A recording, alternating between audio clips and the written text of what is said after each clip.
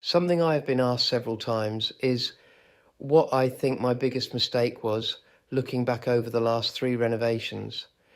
I have thought really hard about this because I do not actually think I have ever made a huge mistake that cost a lot of money.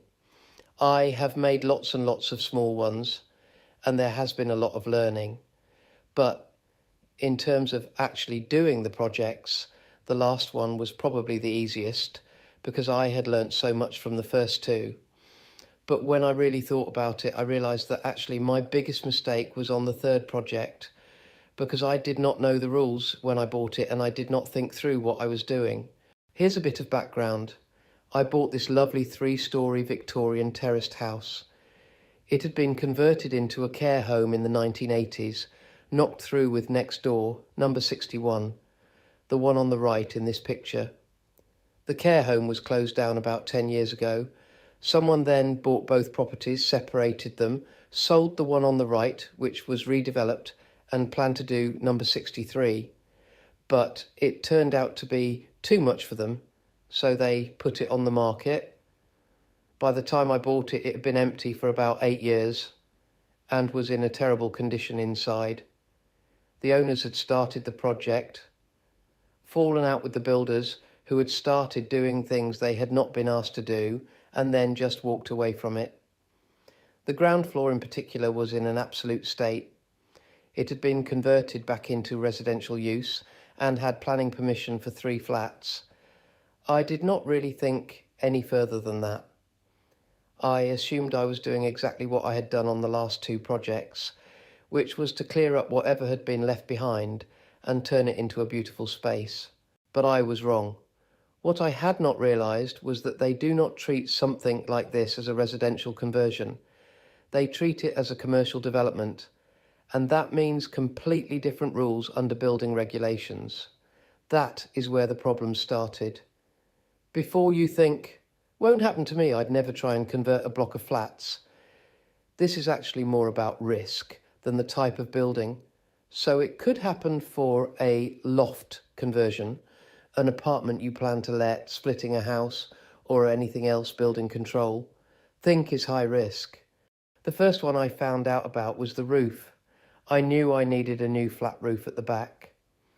I'm not scared of buying properties that need new roofs, and I just assumed I could have a new roof put on it.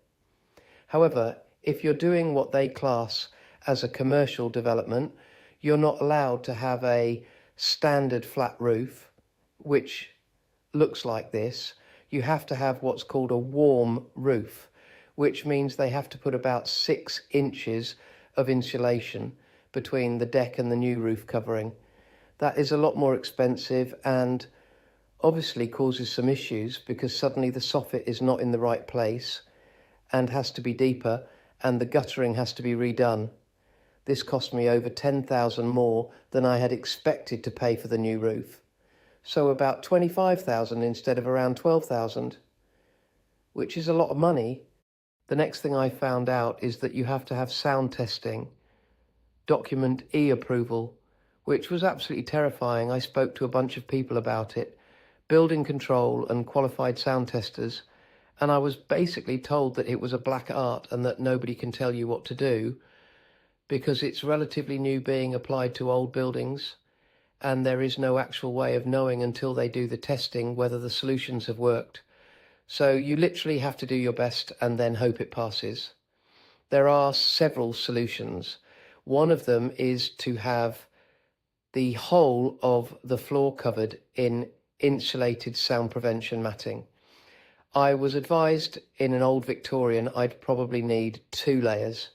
It's extremely expensive, it's quite deep, and it wasn't guaranteed to work. But the biggest problem for me was that the headroom on the top floor was quite low because it was a loft conversion. And as I had already planned to put in underfloor heating, adding another inch would have made a significant difference as well as the cost. So the option I went for was to put in a suspended ceiling, which essentially means buying a lot of this sort of stuff, putting up a grid, then buying this acoustic insulation, which is almost exactly the same as loft insulation, except that it is extremely expensive, and stuffing that into the suspended ceiling. And then, of course, you have to fireboard. Now, bear in mind that as this had been a care home, it was already fireboarded. So I didn't have to fireboard originally, and I wasn't planning on replastering the ceilings. But because I had to put in a completely new suspended ceiling, everything had to be fireboarded and plastered. Then along comes a guy with his sound testing equipment and basically puts a microphone downstairs and a boombox upstairs and tests whether you've passed the sound test, and then you just have to sit and wait. Have I mentioned that the hardest part of this is stress? Next up was fire systems, if we're going down a list by cost, although thinking about it, the suspended ceiling probably cost more than the warm roof. I obviously knew that there was a fire escape because it had been built when it was a care home. And in this case, I would say that I was lucky. And I say that with some sarcasm. My local council didn't insist that I had a fire system put through all the flats. That was the local code where I was, but I did have to have a fire system put in the back staircase. Always check your local code.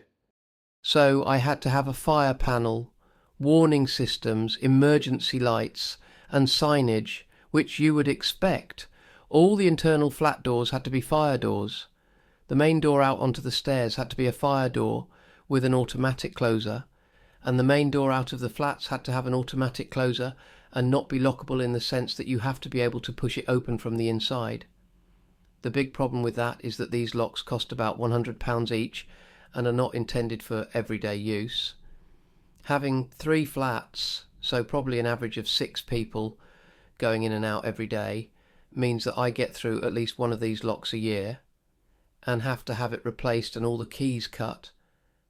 I've talked to specialists and there just isn't a fire door system which is lockable and intended for everyday wear and tear. You also have to put fireboarded structures around any electric, water or sewage piping that run between floors, which means building a frame around things like soil pipes and putting a fire collar around the top.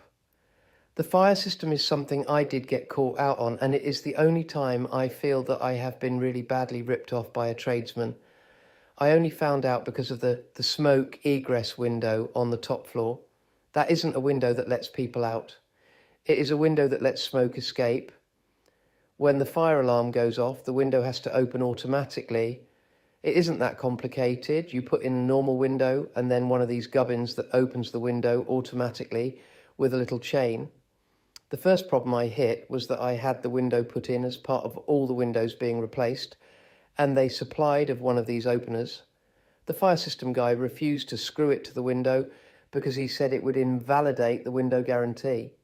So I had to talk the window fitter into coming back and screwing it in, which he did.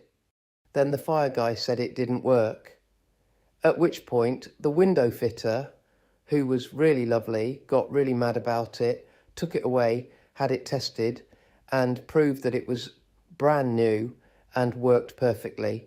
It turned out that the fire system guy didn't know what he was talking about. He had ordered an 18-volt system instead of a 240-volt system, so it was never going to work on the mains. He had also, as I later found out, put in a second-hand fire controller that didn't have enough ports. And he hadn't put in the reversing relay that changes the polarity to shut the window again when the system is reset. So the window would open when the fire alarm was tested, but it wouldn't shut.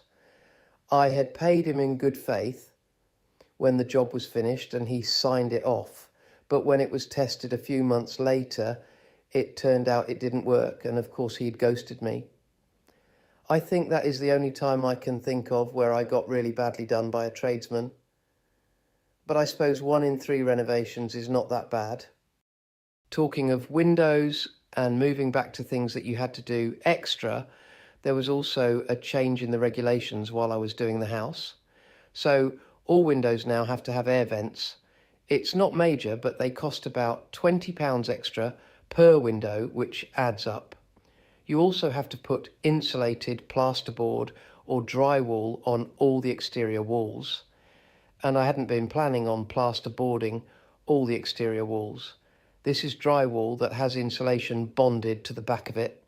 I had to have all the outside walls on all floors boarded and replastered with this stuff, which then means moving skirting boards and doing the window reveals. So it added a huge amount of time, effort and cost, because that stuff is not cheap. I am trying to think if there was anything else major.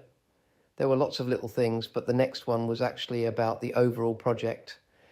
And this was definitely me not knowing my stuff. And I definitely got caught out.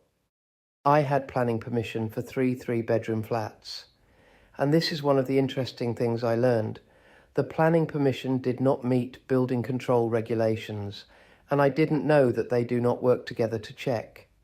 So I thought I was doing what was in the planning permission, and it turned out that didn't meet building regulations. You cannot see it clearly on that plan, but one of the things that made that house different to the rest of the street was that the original staircase next to the front door had been taken out years ago. That made all the flats considerably bigger, but it meant that only the ground floor had a front door. Flats 2 and 3 only had access from the back of the building. The ground floor flat was fine. They could get out of the front door, out of the back door via the stairwell, and there was also a French door out onto the patio at the back. The middle floor, I was told, was acceptable because the bedroom I have highlighted in red would be fine as long as I put in a window that people could get out of. However, the top floor was a massive problem. The maximum distance for a bedroom to a fire escape in England at the time was 9 metres. You definitely need to check this because these things change. But at the time it was 9 metres, and the distance from that bedroom to the only fire escape was way more than 9 metres. So I cannot classify that as a bedroom. It is not a problem as a room. People can use it as a living room or an office. But it cannot be sold or let as having 3 bedrooms because that bedroom is more than 9 metres from the only fire escape. I did look into putting in a sprinkler system. That was going to cost about 20,000, and I was advised to check the water pressure, which cost another couple of hundred. When I did, I was told that even with a tank in the loft, which would have meant reinforcing the loft, there would not have been enough pressure for a sprinkler system. So the flat cannot be sold as a 3-bedroom flat. And I genuinely thought I was done when I got building control sign-off for all the flats. I had obviously realised that I was going to need 3 separate water mains and 3 separate electrical supplies.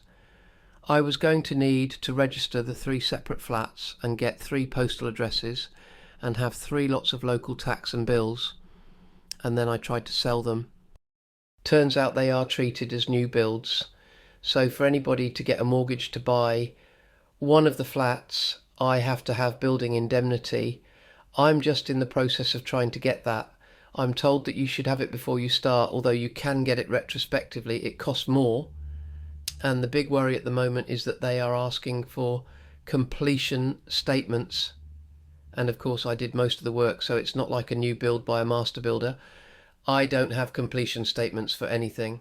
I have electrical certificate and the roof of the windows were done by companies who give guarantees, but the rest of it was just my work, so right now I don't actually know if I can sell the flats to anybody who needs a mortgage.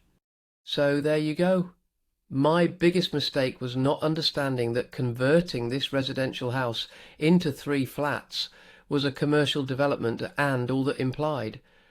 I reckon it cost me probably more than £50,000 or $70,000 over budget. And the lesson, always check your local building regulations and codes. If I had asked before we completed, I would have been told it wasn't a secret. I just didn't know to ask.